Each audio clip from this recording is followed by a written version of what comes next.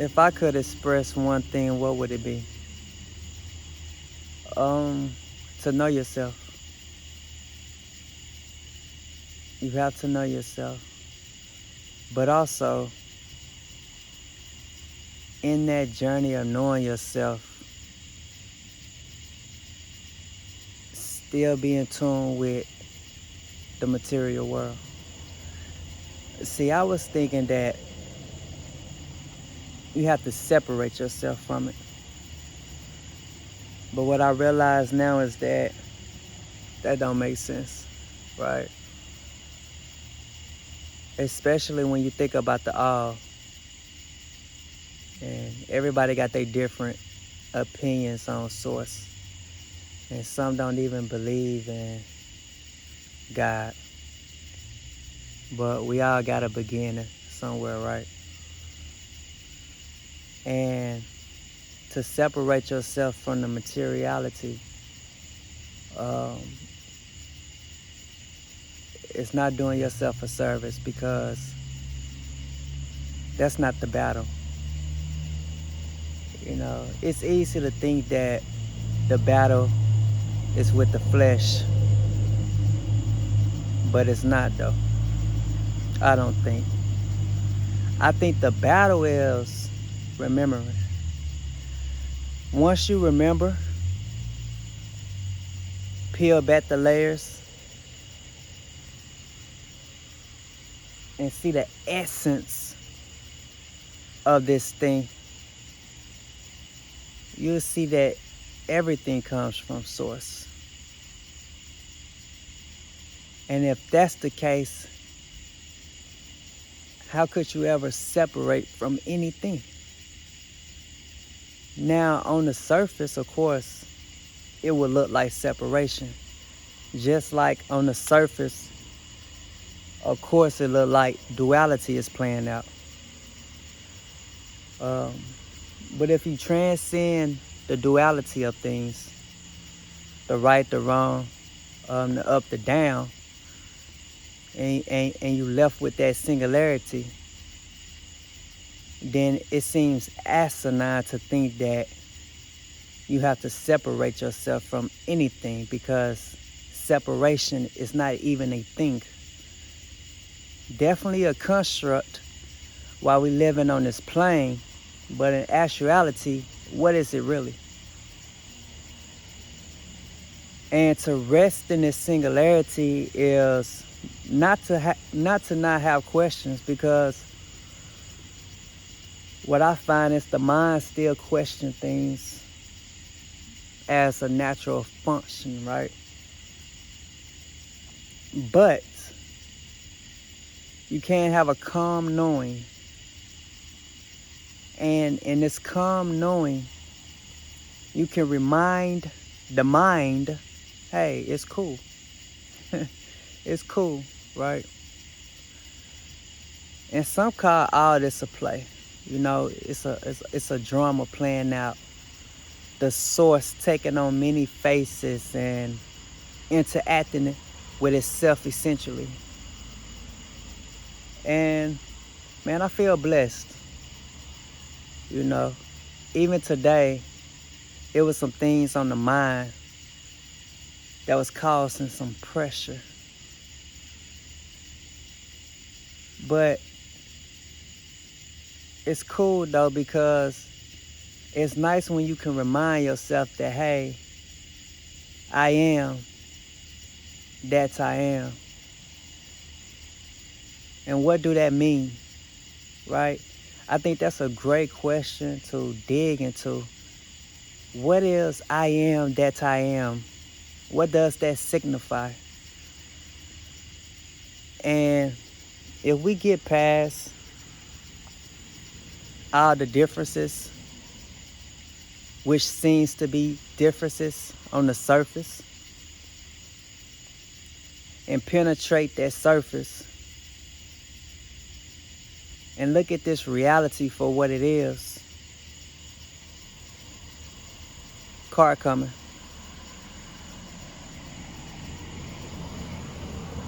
But yeah, we look at this reality for what it is. Even on a scientific level, we can just say, well, everything is atoms. And at that point, singularity is found. Right? So it's about love. It's about commitment to righteousness. Righteousness in the sense of what feels right to you and doesn't cause harm to anybody else or anything else. Right? Another thing, I realized this box that I've been living in. Not that the box is bad, but it's the conditioning though. It's the conditioning part of it that is so ingrained that it can, evade perception. And that's when practices like introspection comes in, because it gives you that time to sit with yourself, sit with your thoughts, sit with the mind, and really figure out who you are. I think that's a great starting point for anybody to solidify your comfort in who you are, to solidify your confidence in who you are. It's a process, and it's beautiful. Just like that nice sky, or just like the leaves on this tree. Man, I'm really not here to tell anybody anything, because who am I to tell you anything? And it can get deeper than that, like, who is I and who is you? Are we truly separate? And if we're not truly separate and we go back to that singularity, then what is this? That's just something to think about. Nothing to get too deep about. Nothing to get too deep. I really ain't even in no deep mood. I'm really just in a vibe, really.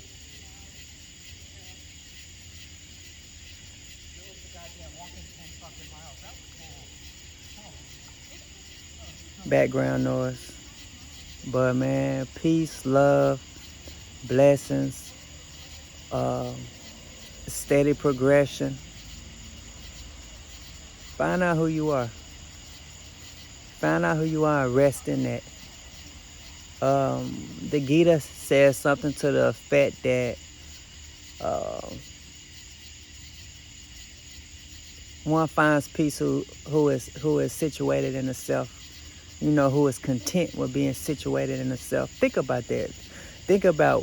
Ask yourself, what does it mean to be situated in the self? These type of questions open doors in the mind, man. It opened doors in the mind, man. I don't know, it's a beautiful world. I mean, everybody not having beautiful experiences, but is the world beautiful? Yes. Are humans always behaving beautifully? No. No. Gonna beef over something. Ego gonna get in the way of something. I'm this, I'm that. Just really stuck in that little eye, bro. Man, do a practice and go beyond that eye. Just dissolve yourself. What do I mean? What's your name? That's not your name no more. When you say I, who you speaking about? Your persons? Nah, you ain't even thinking about your person no more. Let's go beyond names. Let's go beyond the physical body, and let's go to the underlying principle of us all, which some would call awareness. Awareness has no name. Awareness takes no creed. Really, all it does is, I ain't gonna say all it does, but a big part of it is observation. Like me, I'm observing right now. I don't even want to look at the camera. I'm looking at it here and there, but really not. So keep on striving, keep on thriving. Another thing, forget that, another thing. Go back to this box and this conditioning and how it evades perception. And it's like, we can be so powerful, but we think so little of ourselves. And when it comes to power, we always start outside of ourselves. I know I'm projecting, right? I can't speak for everybody. But it seems to be that we start outside of ourselves and we never give ourselves the credit, right? Not credit like in a prideful way, but credit that I acknowledge who I am. I acknowledge the power that resides within I. Right? And I'm looking to tap into that, and I'm looking to utilize that for good, quote unquote, right? And so the conditioning will have you playing so small, but you don't realize you playing small though, because it's normal. Like, so you're not really, you might feel like something is off, but you're not sure what to question, you know? So really pay attention to this game, man. Like, just because somebody got a lot of money don't mean they got shit though. Like, you got a lot of money, but you still a slave to your senses. You still a slave to your urges. Like, you still a slave to your mind. You know, you using your money just to gratify, you know, yourself and just seek pleasure. I mean, you still an animal. You like a rich animal, which is cool. I mean, everybody got their role to play. But I just think that we are much brighter than that. Not brighter in the sense of intelligence, but just brighter in the sense of being and the radiance we carry, right? How radiant we can be if we stop being dumbed down by the society we live in, right? You know, sex is cool, but sex is not everything. Money is cool, but money is not everything. You know, let's touch into these principles that talk about soul and talk about piercing through the veil and stepping on absolute reality, man. Let's have some peace here, man. Let's have some peace in this world. Let's have some gratitude. I really ain't got nothing to say, but I got everything to say. You know, that's how paradoxical God is too. That's how paradoxical life is, right? To some, things can be something that's easy. To others, that same thing is hard. Explain it. Well, we are different, are we though? What makes us different?